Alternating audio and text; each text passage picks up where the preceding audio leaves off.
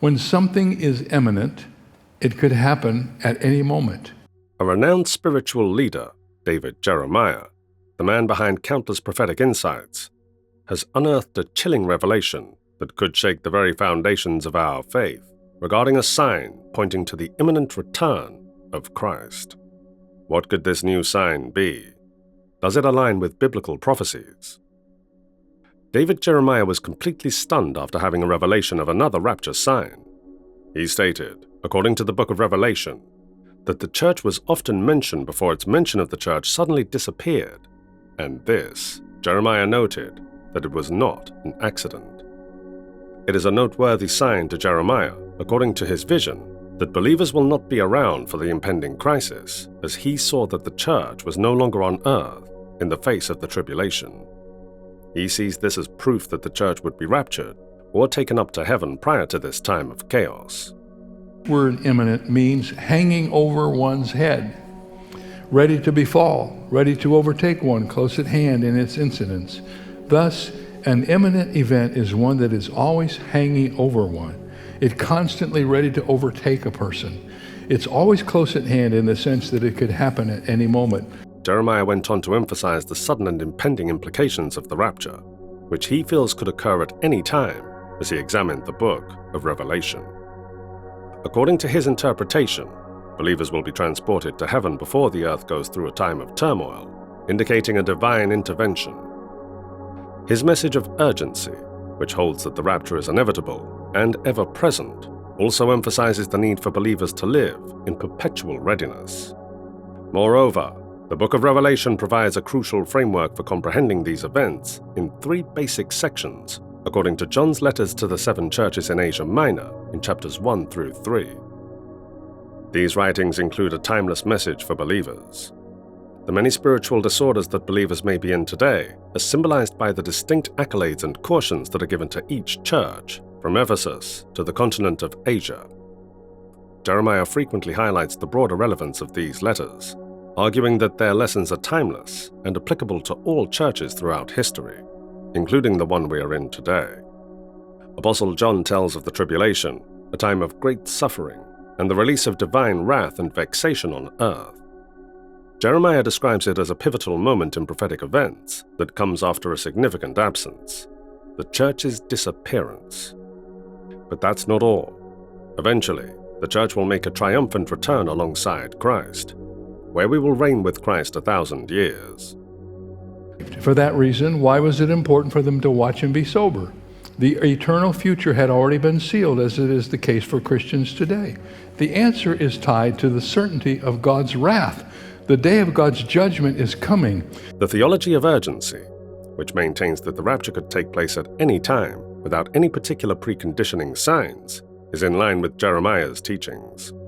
He stresses that believers must live in a posture of perpetual readiness, since the rapture is both certain and unpredictable, but this must be done with accurate knowledge possessed by the church. Jesus admonished his disciples while on earth on how to know that his coming is close, according to Matthew 24, 42-44.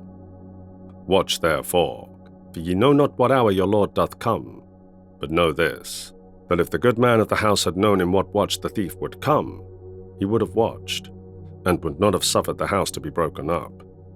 Therefore be ye also ready, for in such an hour as ye think not, the Son of Man cometh. Similarly, it is also supported according to 1 Thessalonians 5, 1-6. But of the times and the seasons, brethren, ye have no need that I write unto you. For yourselves know perfectly the day of the Lord so cometh as a thief in the night. For when they shall say peace and safety, then sudden destruction cometh upon them, as travail upon a woman with child, and they shall not escape. But ye, brethren, are not in darkness, that that day should overtake you as a thief. Ye are all the children of light, and the children of the day. We are not of the night, nor of darkness. Therefore let us not sleep as do others, but let us watch and be sober. In the heart of preparation for Christ's second coming, believers are exhorted to remain sober and awake, living as sons of light. Also, Jeremiah's emphasis on imminency reveals his belief that Christians should be ready for Christ's coming at any time, rather than waiting for specific signs to manifest.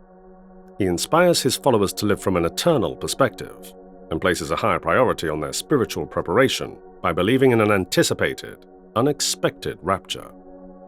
I tell you that I never went to a movie in a theater until I was a freshman, a first-year student in seminary. I don't know what that says about me, but I waited till seminary to go to a movie.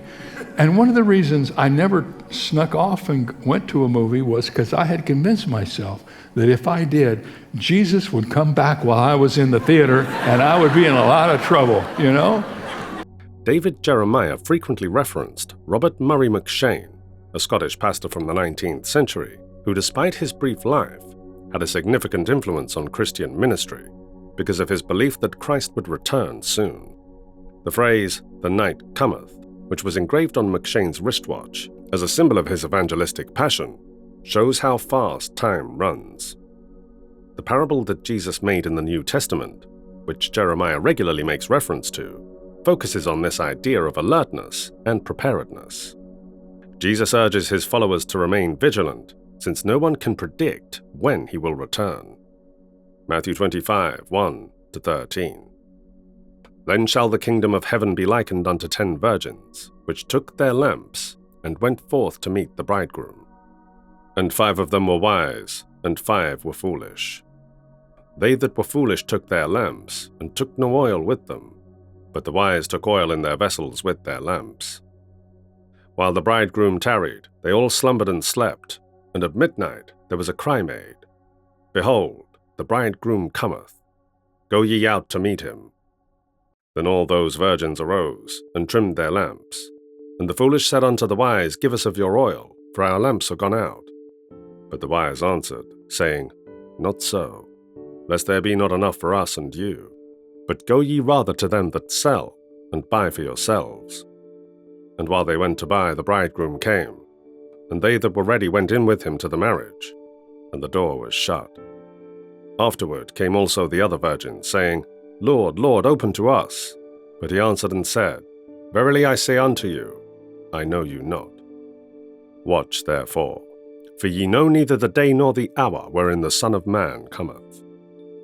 According to Jeremiah, these parables serve as powerful reminders for Christians to live in constant expectation that they might encounter Christ at any time. Like McCheyne, he believes that believers should live intentionally because the rapture is unpredictable.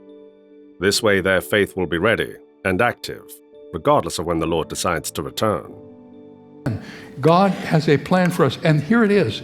There's nothing that has to happen before he comes back. He could come at any moment. We don't go through the tribulation. We go to be with the Lord.